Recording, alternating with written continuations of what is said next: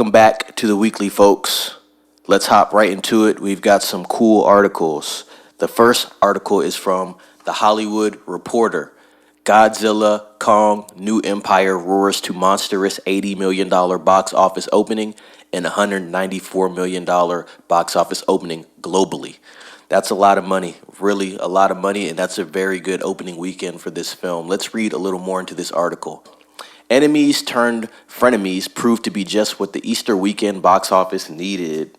The tentpole scored the second best opening in the MonsterVerse universe, no small feat for a fifth film in a franchise. It also delivered the fifth biggest Easter opening of all time, according to Sunday estimates. Globally, the film stomped to a $194 million launch after taking in $114 million overseas from 64 markets, including an impressive $44 million in China, where Legendary East is handling the movie. These days, many Hollywood event picks don't come close to doing that level of business in China. On Monday, it will pass up the $46.5 million earned by Dune Part 2 to rank as the top grossing Hollywood title of 2024. Godzilla and Kong opened to $12.8 million in Mexico, a franchise best, and delivered the studio's biggest opening ever in India, $5.5 million. The movie also has a handful of major markets yet to open. Many critics didn't think highly of Godzilla Kong, but audiences disagreed, giving it an A- cinema score and 4.5 stars on Boost Track. It's also playing to an ethnically diverse audience in all key age groups, another plus in terms of gender. Males are buying more than 67% of tickets, while 62% were ages 35 and under. Let me continue with this quote here. This is certainly an exciting result, says Mary Parent, chairman of worldwide production for Legendary. The film does a great job for the core fans and succeeded in broadening the audience. It played to a new and younger audience. So I'll leave the rest of the article in a link in the description for you guys. But for the most part, that kind of gave us the gist of what we needed to know about this. Now, we kind of talked about Godzilla and Kong before on the broadcast, and we brought it up on the Popcorn Square. I don't know if I'm going to see it. I might go see it next week. I don't know. I might give it a shot.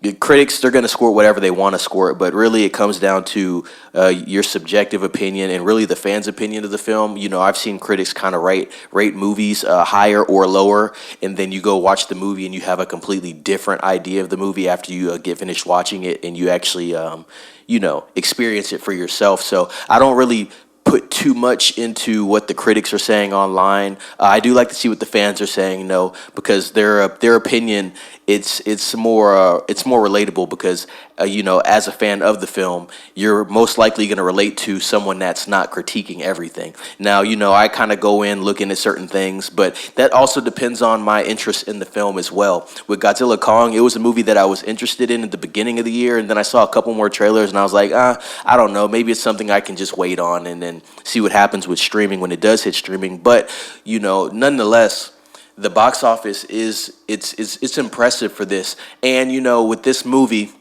the way it's shot, a lot of CG stuff like that, monsters. I can see where they are saying that it does appeal to a lot of people and a younger audience as well. This is not really set at a specific demographic, age, or person. I feel like men and women can enjoy this film. I think it is a film that does translate overseas, and it's a film that works in America as well because everybody is familiar with these two characters. And it's kind of hard to fail when you bring Godzilla and Kong into the mix together on screen. Now, like I said, eventually I'll probably watch this movie and I'll be able to rate it and go through a review on it. But for the most part, the movie's doing really well, and this is really good for Warner Brothers. We talked about Dune Part 2 doing well. They just crossed $600 million worldwide box office, and now you have Godzilla and Kong doing well as well. I believe the budget was about $135 million, which is not bad. That's very good, especially for a movie with this much technology at use. And then they're at 195 million about. So I wonder what they're going to be at by, the end of this week. I think this movie could do $400 to $500 million. And if it does do that, that is another success for them. Now, I think even with the success of this movie, they should probably chill out on the Godzilla and Kong stuff just because you don't want to make the story redundant and you don't want to oversaturate the market with these two. I think also it can keep it fresh as well. So sometimes you want to leave out on a high note. If they do turn around and they do another film, I'm not going to be surprised because it's a business business and they're about making money at these studios right now. And it seems that Warner Brother has the hot hand, so I could see them doing that. But I guess for a storyline and also for, I guess I want to say, for a way to still keep it fresh, they should take some time, go back to the drawing board, maybe take 4 to 5 years, and then come out with another series. I don't know if they use the same characters. They might use the same characters throughout the new series, but it's something to take a hard look at. But, you know, you got to applaud them for being able to continue to keep this thing afloat and also being able to make money and appeal to multiple people and appeal to multiple countries, because it's not easy to do that. But this is a movie, like it says in the article, that does translate well. So very good for Godzilla and Kong, the new Empire. If you haven't seen that, go see that and let us know what you think in the comments if you have seen it. So we're going to be moving on to the next article here. This one is good. This one is from Variety. Zoe Saldaña says it'd be a huge loss for Marvel if they didn't find a way to bring back the Guardians of the Galaxy, even if she's done playing Gamora. Now, for anybody that is familiar with Marvel, the MCU, Guardians of the Galaxy, anything like that, you guys do know who Gamora is. So I wonder what you guys think about that before I read any more into that article. Do you think that Marvel should bring back the Guardians of the Galaxy? Did anybody see the last Guardians of the Galaxy? Do you think they put a nice bow and ribbon on the top there, or do you think you could see them bringing them back? I did hear some rumblings, because I didn't see Guardians of the Galaxy 3. I did hear some rumblings that they did kind of end it open. So there is always that possibility that they could show back up. You know, we do have the Secret Wars coming up with Marvel, if everything goes right with them, if they find their footing with the casting and storyline with that. So is it out of the realm of possibility? I don't know. I wonder what you guys think. Would you like to see another Guardians or see the Guardians return to the big screen? Let me read this quote from her. I would think it would be a huge loss for Marvel if they didn't find a way to bring back the Guardians of the Galaxy, Saldaña said. It's just such a fan-favorite group of misfits, you know, and then at the helm, they had a voice like James Gunn's writing, which is just so marvelous for and very specific for this genre, and it's so great for this genre as well. So I would be the first one in the first row to sort of celebrate when the Guardians of the Galaxy come back. Keep reading a little bit. Saldaña played Gamora in 3 Guardians movies and other Marvel films, including Avengers Infinity War and Avengers Endgame. Gunn ended Volume 3 with the creation of a new Guardians team that included the likes of Rocket, Groot, Kraglin, Cosmo, and Adam Warlock. Marvel hasn't announced a new Guardians film starring this group. So yeah, it kind of seems like it's up in the air there.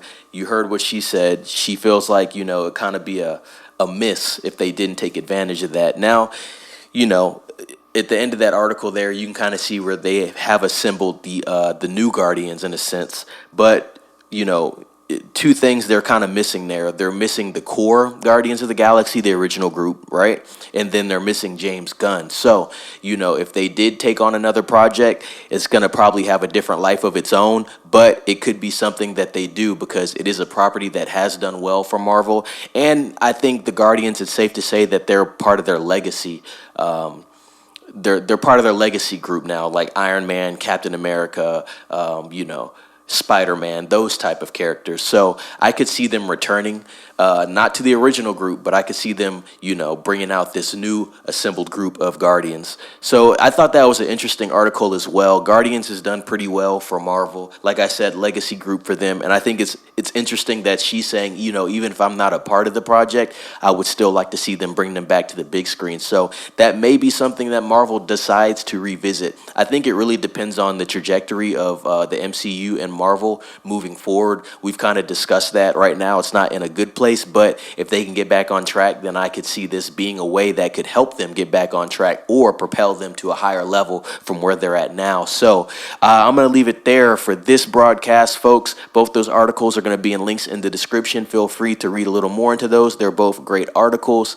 As always, thank you for joining me on this broadcast of The Weekly. Stay tuned for the next episode of the Popcorn Square podcast, which is going to be airing on Friday. It is going to be a good one. And as always, please like, subscribe, comment, ring the bell for notifications. Please share with a friend and spread the word. With that being said, guys, it's Neff signing off for The Weekly. Please be safe.